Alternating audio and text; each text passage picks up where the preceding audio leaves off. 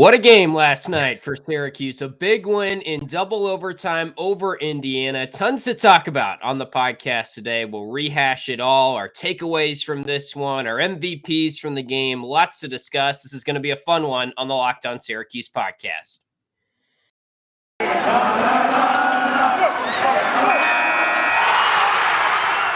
You are Locked On Syracuse, your daily podcast on the Syracuse Orange. Part of the Locked On Podcast Network, your team every day.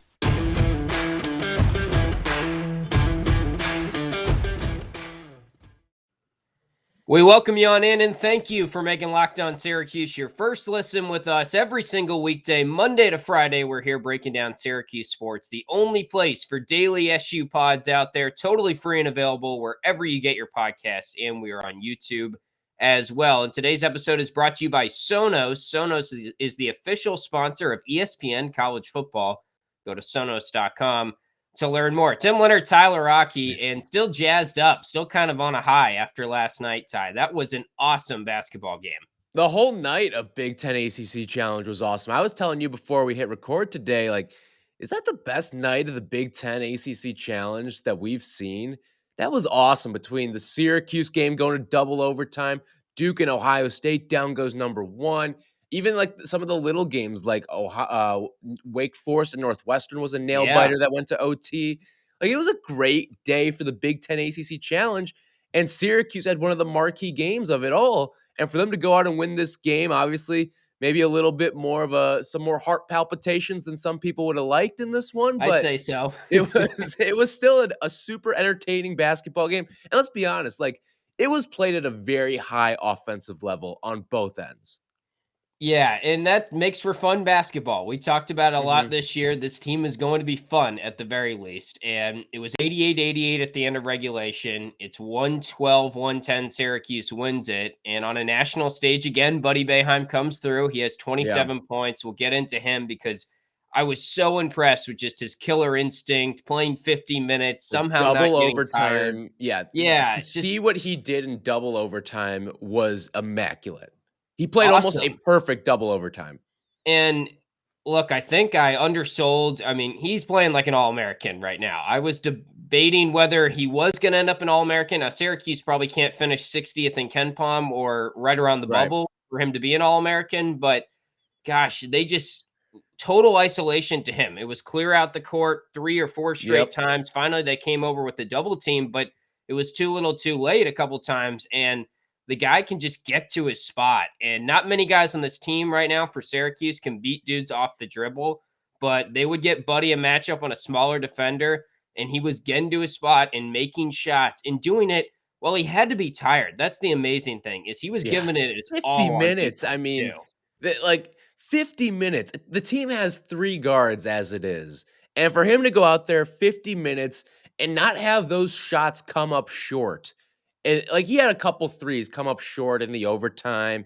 He wasn't great shooting the ball from 3 actually in this game. He was 3 for 11. Not the Buddy Boeheim performance you're used to, but the way that he adapted. And I kind of like to say, they took away his rock for a good portion of the second half of this game. They took away his 3-pointer, but his paper and scissors were damn good in this game. Getting to the basket, getting to that baseline. He was so good in that double overtime. Like you said, they brought out the ISO, and that's kind of something we haven't seen a ton of with him is ISO, baseline, and then he gets that shot up over the smaller defender. Usually we see him sort of navigate from that free throw line area, but this is that new dimension to his game now.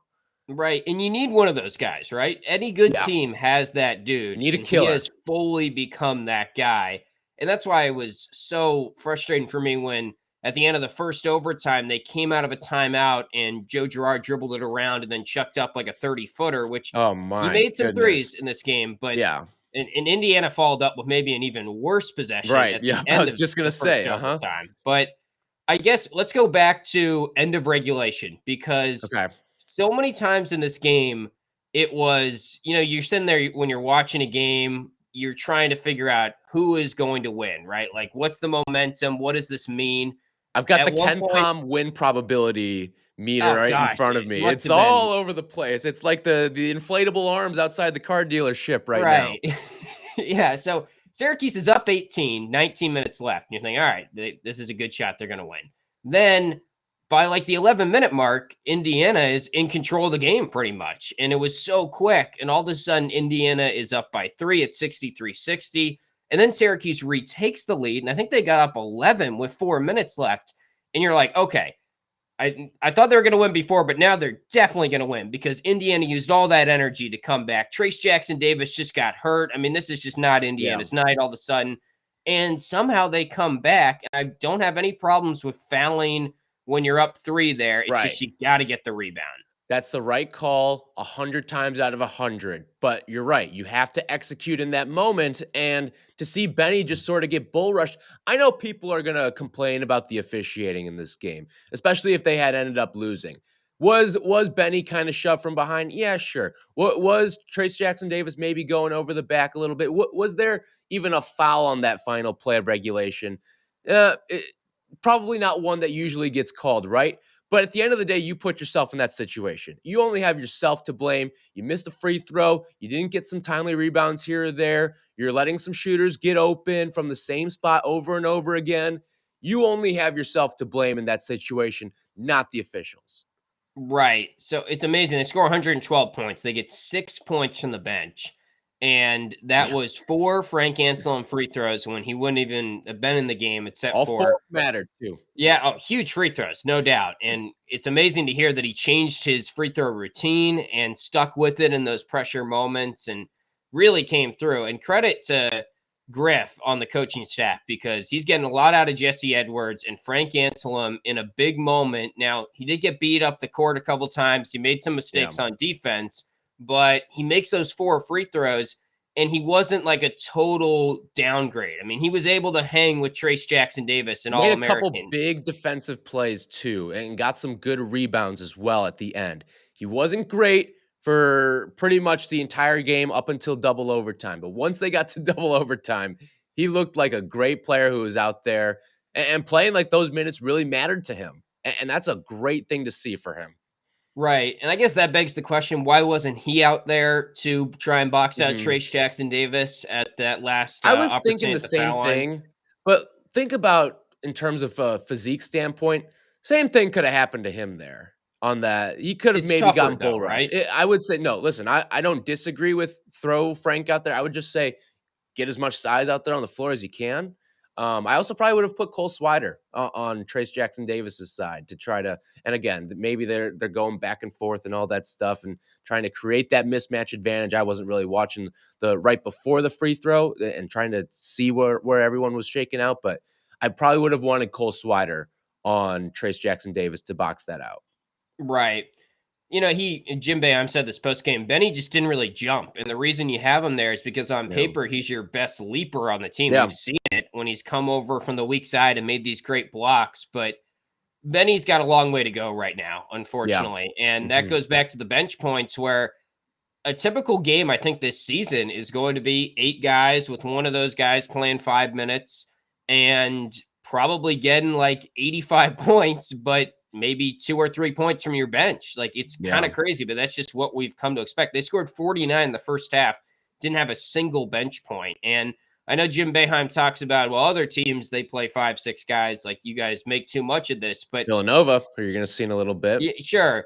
But also, other teams get something from their bench. Like Christian Lander comes in for Indiana and he's able to knock down a 3 in a big spot in the second overtime. And they were depleted too and dealing with injuries as well. And Trace Jackson Davis had to come out. So as much as Syracuse had to go to their bench, like it's amazing that they started that first overtime after blowing the game. I think Miller Kopp hits a 3 right away. And that's where when we get back to is Syracuse going to win or not, I just sort of gave up because there were several times where it felt like, all right, now Syracuse is done. Now Indiana's done. And it just was a great college basketball game. Teams that blow games in the fashion that Syracuse did to close regulation don't end up winning those type of games. And not having Jesse, too. And not having, and not having a guy who was maybe your most important player. I get Buddy's the best player, but Jesse may have been your most important player. A, from a defensive standpoint on Trace Jackson Davis, and B, I mean, did the guy work with Tim Duncan over the offseason. My goodness. It's a super polished offensive game. We'll get to that later when we rank our MVPs. But I just look at this team and to see them have the resiliency to bounce back, not once, but twice in this game and go out and win it in the end. That's not a game that Syracuse wins last year. They don't win that game the year before. But for them to go out and have this sort of performance and have that sort of resiliency, I think it speaks to some of the veterans that they have. And it speaks to the killer that they have in Buddy Boeheim. Right. Every Syracuse team has always played hard, at least since I've been following. And that's one thing that we got to give Jim Boeheim credit for. But all right, let's get into the 1-3-1 or 1-1-3, whatever it was that they changed up on their defense in just a second. But college football fanatics, have you heard about PrizePicks? PrizePicks is daily fantasy made easy. I love it. I know you guys will as well. They offer more college football and college basketball props than anyone in the world, and offer all kinds of star players, whether it's Power 5, also have mid-major players you might not have even ever heard of, so you can try and find some sharp lines on those. PrizePicks offers any prop you can think of, from yardage to touchdowns, even interceptions, throws, and all of the new users that deposit and use the promo code Locked On will receive a 100% instant deposit match up to $100. Just be sure to use promo code Locked On. You pick 2 to 5 players on an over-under and their projection. You can win up to 10 times on any entry. It is just you versus the projected numbers. Use the award-winning app on both the App Store and Google Play. Entries can be made in 60 seconds or less. It is that easy. Don't hesitate. Check out prizepicks.com and use promo code Locked On, or go to your App Store and download the app today. PrizePicks is daily fantasy made easy. So the defense switches to, at the start of the game, we'll call it a 1-3-1 because that's what it looked like to me. Then Boeheim postgame said, actually, it was more of like a 1-1-3. I knew he was going to be snarky with it somehow. Sure. I knew I should have get on a pedestal. I know more than you. Yeah. He was going to change the terminology up a little bit just so he could be right and you could be wrong. I knew he was going to get some sort of snark with it and not say it was the 1-3-1. But whatever it was, we'll call it the 1-3-1 for our purposes here, since our plebeian basketball brains don't match up to the great Jim Boeheim's. But I really liked it. I thought it was a good little call. I mean, going into a game and you see Syracuse not break out into a 2-3 zone, that's one way to rattle a team, because Indiana looked rattled out of the gate. They did, and it's interesting because it was a 1-3-1, but it seemed like the whole purpose of it was just to prevent passes from getting to that high post area, from getting to the middle. And that's something we talked about. It feels like there's a lot of bad stuff with this zone right now, but more than anything, it's just no resistance on getting to that high post. Once you get to the high post, it's pretty easy to expose the zone. And once there was a pass in there, then if Indiana kicked it back out to the wing, like Buddy would come up and play sort of his normal position. Yeah. So credit to Buddy, because I felt like it was asking a lot of him in terms of strategy and knowing the intricacies of the zone and all that. And there's probably not a lot of guys that you can trust with that responsibility. And I did think Buddy, and then really the entire zone as a whole, why they won this game is they forced 25 turnovers. They get crushed on the glass again. But when you force those turnovers, that's something Boeheim talks about, is it's really rebounds plus turnovers. That's what he looks at, not just the rebounding number. And they were active. And I thought Buddy really came out with a certain energy on defense that this team needs going forward. Well, here's the most important turnover number to me as well. It's Race Thompson. He turned the ball over 7 times in this game, and he was the guy that was manning that free throw line area. There were passes that were being driven down to Trace Jackson Davis that they were able to get some hands on and turn into some more orange possessions that way. And to me, that shows the abilities of Jesse. I mean, he came away with 5 steals in this game, maybe even felt like he had a few more that he should have been credited with as well. They were doing some really good things defensively, which is tough to say for a team that in regulation allowed, 88 points? Yeah, it's tough to feel that way, but it just kind of felt like there were times where they were in this 1-3-1, then they abandoned it for a little bit. Indiana would go out, get 8-9 points, and then they'd kind of drop back into it, and all of a sudden they'd fix some of those miscues. So I think Mike Woodson did a pretty good job, too, of countering at halftime. I mean, Yeah, right he out of the did. break, they were down 16 at the halftime, I think it was. And then out of the halftime, he goes out there the first 10 minutes, they outscore Syracuse 30-11, get right back in the game, he take the lead in the next 10 minutes. So that was pretty impressive to me, but I like having this ability to kind of have a changeup in your back pocket and go to something a little off speed that can throw teams off. But now this Yeah, is on film. So they definitely did figure it out a little bit, and you hit on something there with Mike Woodson making an adjustment right out of halftime. That was definitely noticeable. They actually ran one play a couple times in a row where Race Thompson would run out to the left elbow, catch it, and then they'd flip a quick pass weak side to Parker Stewart, who was wide open 3 Yeah. or 4 times in a row. Mhm. And he's a guy that's burned Syracuse in the past. We warned you about him on the preview podcast, and he was really good. He made a big 3 at the end of regulation where Torrance just didn't get out on him.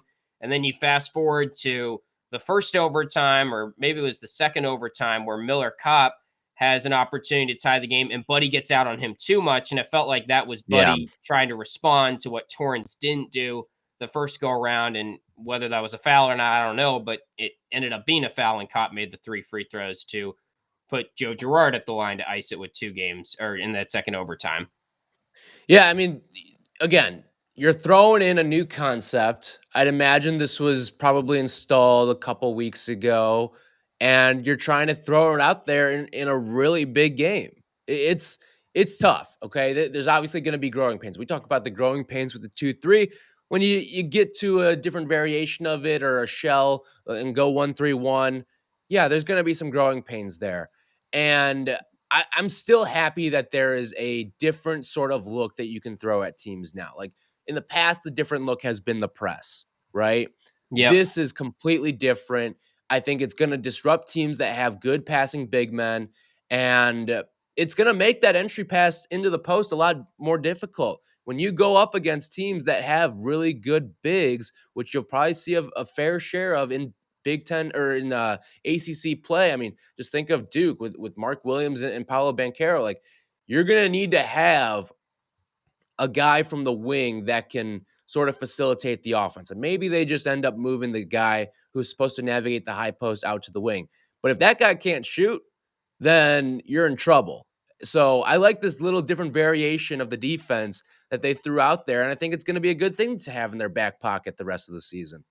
And they definitely already had variations of the zone, but this is a more stark difference that when you're game planning out very for Florida different. State, Mhm. you probably have to prepare for this now. And I don't know how much they're going to use it going forward. I do think once you see it for maybe 3-4 minutes, you can kind of adjust. And I don't think it's like bulletproof by any means, but No. it could rattle a team for 3 to 4 minutes. And when you're as bad as Syracuse is defensively, which, by the way, their numbers continue to drop. Ken Palm, 180 on defense. Bart Torvik, they're 211 on defense right now. So Ooh. it's not good. We know this. And this is another game, 88 points in regulation. Like, just somehow their offense is rising. Their offense is top 15 on Ken Palm last I looked right now. So that's good. But when you're as bad as Syracuse is defensively, maybe this is a year to throw in as many wrinkles as you can to the zone. Yeah, and again, everything looks bad defensively in this game, but I don't look at these games and see them very much different than what we saw in Atlantis. The difference is the offense came to play. This is one of those games where we talked about it. When you're playing in the 80s and stuff like that, like, you're going to have a chance in every single game, but that offense doesn't show up. You get those results that you see down in Atlantis. This is a game where the offense came to play. The defense did just enough, had some different little looks in there that they threw, forced a lot of turnovers, like you mentioned earlier. You got some really timely play from Jesse. It's just, again, it all comes down to the foul trouble with him.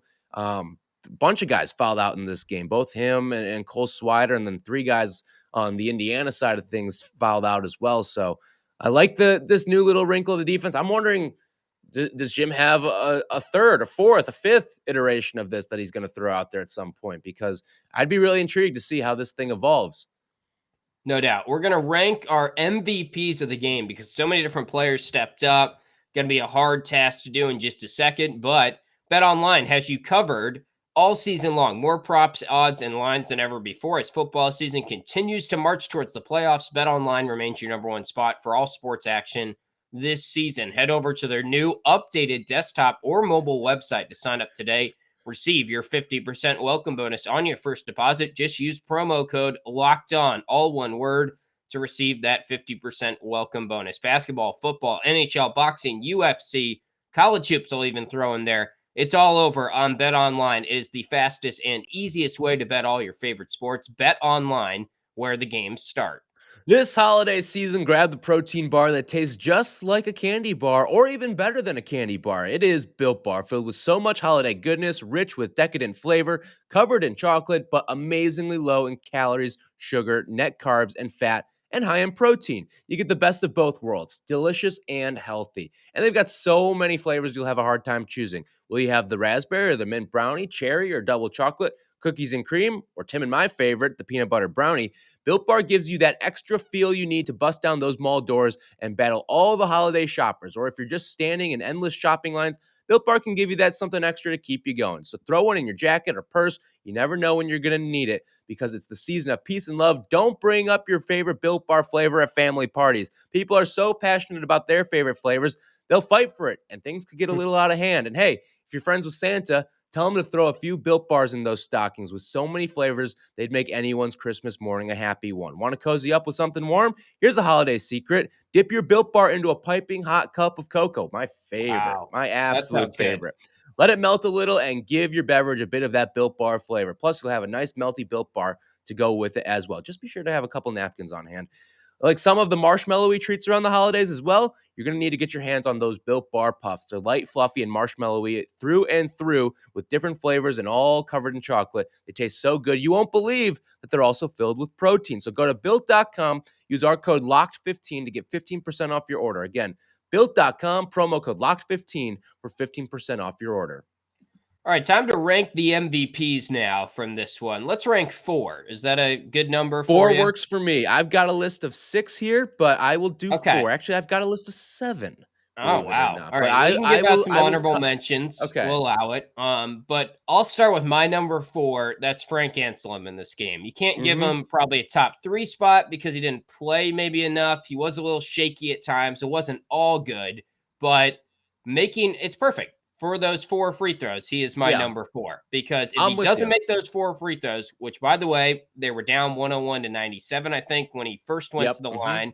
He said he didn't even know the score afterwards. I saw James Zuba, our buddy, posted a video with him post-game, but he maybe has made some tweaks to his free throw shooting. It's working. He was put in a really tough spot.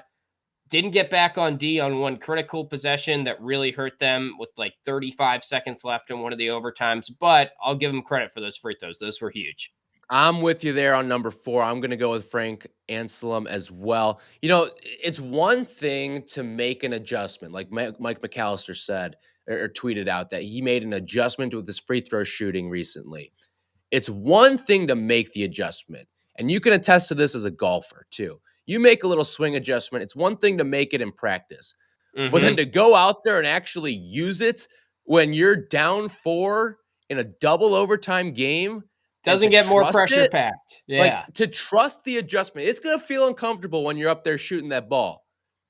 For him to go out and actually use that adjustment, that to me shows a lot of maturity and a lot of confidence in what you're doing and what your coaches are helping you with as well. So I think that was really important. He got some big rebounds in overtime as well.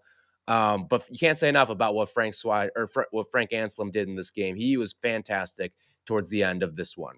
Yeah. Number 3 for me, I'll go with Jimmy, which he had 26 points. So it's kind of crazy that he is number 3. He goes 4 for 9 from 3.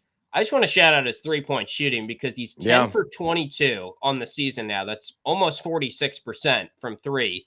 You look back at his recent history. Now, he didn't play last year for Cornell because the Ivy League had the ban, but the year before that, he was 29% in his last full season from 3 for Cornell. And I think he's really benefiting from the fact that you can maybe take away 1 or 2 shooters. You can't take away 3 or 4. And he's the one out of the 4 that is getting clean looks. It takes a little bit for his shot to get fully through his form, but it doesn't matter because he's starting out games great, and that's been huge. And he's also knocking down threes when he gets the opportunity. Took the words right out of my mouth. Jimmy's my number 3 as well, and I was gonna make the same exact points there because you talk about how you can't take away 3 or 4 shooters, and maybe he is a little bit slow on his windup, but when you're trying to take care of guys like Buddy and Joe Mm-hmm. and even Cole, I know Cole has struggled all season long from 3, but teams are still gonna respect him from three-point land the entirety of the season. That gives Jimmy that little bit of extra second to get that shot going. So you can live with that shot for him because guess what? He's got the time to shoot it that way. And to see the improved 3-point numbers, it almost reminds me of we were told every year, hey, Marek's going to develop that 3-pointer. He's going to develop that 3-pointer. And a lot of people made the comp with Jimmy and being that Marek sort of guy heading into this season. Hey, this is Marek with the 3-pointer to a degree, it feels like. Maybe not Yeah. quite the rebounding numbers, maybe not quite the defender, but offensively, this is the guy who's got the 3-pointer. And how about the pass he made to set up Joe Mm-hmm. Girard for the game-winning free throws? That was an absolute laser. I mean, that right there was a picture-perfect pass. You could not have done that much better. Indiana going press there at the end, I mean, we kind of skipped over that, but that was kind of odd to me. I don't know about you, but it let Syracuse get in transition, a couple of really nice passes, and then tic-tac-toe, you get Joe Girard at the free throw line with like 0.8 seconds left. You're probably not going to win that game if you're Indiana. Yeah, the mistake Indiana made there is they just hacked Girard. They have to know that he's not great at making layups in traffic. His 2-point field goal percentage, all that isn't great. And they put him on the line when the refs were pretty prone to calling those type of fouls. But yeah, big game from Jimmy. He's also given them a lot as a creator, kind of similar to Buddy, where it's not the prettiest, not the quickest off the dribble moves, but he's getting to his spots and he's making plays. He's making some tough layups too. Yeah, when the shot clock's going down, layups. He's one of the best guys they got right now and making some stuff happen. Number 2 for me, Jesse, who we have not talked about enough on this podcast. Yeah. And that's because it was such a wild game, but he did it again. His last 3 games, I'll give you some numbers here. 18.3 points per game. He's 23 for 26 from the floor in his last 3 games. 6.3 rebounds. Maybe that could go up a little bit, but we're nitpicky now. 2.0 blocks per game. And I think they short-sided him some blocks in this game. Yeah, I saw Mike Waters tweeting about that. Yeah, so he's 7 for 7 in this one.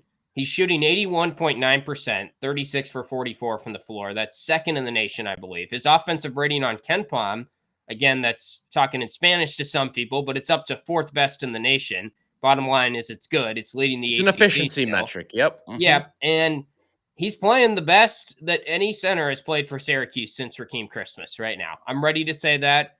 I know Barama had a nice little run that everyone likes to talk about at the end of his last season that he was healthy, but this is Jesse doing it on both ends, doing it highly efficient. He's just got to stay out of foul trouble. That's the only thing. Yeah. He had 1 foul. I think his first foul came with about 3 minutes left in the first half. And I'm thinking to myself, wow, we got Jesse with 1 foul heading into halftime. Yep. Like, take that and run to the bank. He's going to play the whole game. And what do you know? He's fouled out before you know it. And that's the thing is, and Jim told him before that final foul, when he checked him back in, hey, don't foul. Don't foul. We'll give him the 2. Yeah, we'll give him the 2. We need you too much. Because then he gets that rebound at the end of the game, and we don't have to go to overtime. Right. And I mean, what can you say? We'll stop bashing him here, but what can you say about what he's done? Like, this is sustainable too. Just from what my eyes are telling me when I'm watching him, that's a polished offensive game. That is a legitimately polished offensive game. He's got a really soft touch around the rim because not all of these shots that he puts up are direct swishes through those high arcing hook shots that swish through like we kind of see with Jimmy Boeheim. No, this touches every part of the rim. And what that tells me is you're getting down that big man's touch down in the low block. He has a defined, polished offensive game now. And when you're 7 feet tall and doing the things that he's doing, that's going to be damn tough to stop throughout the season. He is a legitimate offensive threat, and everything that he's doing right now is sustainable. I'm not saying he's going to go out there and score 17 points a game, but it's at the point now where I'm going to be disappointed if he's not getting a dozen every single game because he's legitimately got that. And he can catch the ball. I mean, what is this revelation? These 2 things, pause. He's using them. And Right. he's going up making dunks. I think we'll see some more lobs coming his way as well. I tweeted last night. Words can't explain how giddy I am to I see know. Jesse Edwards developed on that end of the floor. Yeah. It's unbelievable. It's so fun to watch. Shout out Tim Duncan, I guess, for those offseason I workouts know. because it's Well, paying no, off. seriously, like shout out Griff. Shout Yeah, out I Griff's said that, ability right. to develop a big man. I mean, did he enter the chat for the Boeheim successor job now? I Like, wouldn't get carried away I there, mean, but the development that he's done, I think he's gunning for something here. yeah, well, it's amazing because you just said you expect him to get a dozen every night. I totally agree. You look back, he played 40 games before this season, or if you count the first game from this year, which he put up a career high 11 points in his first 40 games, he had reached double figures twice in his career. Last 3 games, he scored at least 17 points each time out. And if he doesn't score in double figures against Florida State, I'll be disappointed. And all of a sudden, it's just like, maybe we're overreacting, but I don't think so. I think you're right. It's sustainable based on what we're seeing. The eye test tells you it's sustainable, 100%. So, number one, not much drama Yeah. here, but Buddy has Yeah. to be the number one MVP, I think. After what we saw, the way he took over that second overtime, I hit on a lot of this earlier, but he also did a lot of stuff on defense, some closeouts that I thought were very aggressive, the right type of energy that this defense needs going forward. I'm with you there. Listen, he had a couple of bad plays as well, like following the 3-point shooter, which we talked about. But I thought you're right. He was very active defensively. He had 5 steals in this game as well to go along with 8 assists. Like he did some things that I think kind of flew under the radar in the box score as well. And when he took over in that double overtime period, I mean, first of all, what a treat that we had to get All-American on one side versus All-American on the other side. And it was just battle of the Titans there. They were going back and forth, back and forth. It was a great game, great effort to watch. And Buddy Boeheim's the one that came out on top in this game. Listen, you're going to have only so many All-American caliber versus All-American caliber sort of matchups throughout the season. Buddy Boeheim won this one. And I think that's a big, big thing for him in the national spotlight. He was epic in that second overtime, getting to that spot on the baseline, the little fade. Guys can't guard that, all right? Like, Buddy's got a couple shots in his arsenal. Guys cannot guard.